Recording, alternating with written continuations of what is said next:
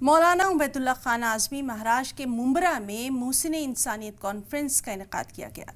जलसे से साबिक रुकन पार्लिमान मौलाना उबैदुल्ला खान आज़मी ने खिताब किया और मुसलमानों के खिलाफ हो रहे मजालिम पर सरकार पर जमकर निशाना साधा।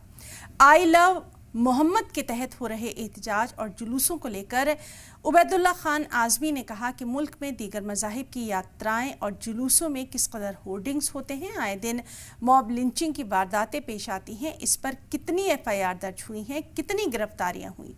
सिर्फ आई लव मोहम्मद का बैनर पोस्टर लगाने या जुलूस नफरत क्यों? ये सरकार मोहब्बत मुखालिफ और नफरत को फ़रोग़ देने वाली है। मौलाना उबैदुल्ला खान आज़मी ने मुस्लिम नौजवानों से अपील की कि किसी किस्म के एहतजाज और जुलूस निकालने से पहले शहर के मुस्लिम लीडरान या कायदीन से सलाह मशवरा ज़रूर करें। 30 तारीख को भी एक एहतजाज हो रहा है और 3 अक्टूबर को भी एक एहतजाज हो रहा है। 15 मिनट 9 बजे से लेकर 9:15 बजे तक लाइटें बिल्कुल बंद रखिए अपने घरों की, अपने दुकानों की 30 तारीख को, ताकि ये मैसेज जाए कि हम निसंदेह कानून के खिलाफ ये एहतजाज कर रहे हैं।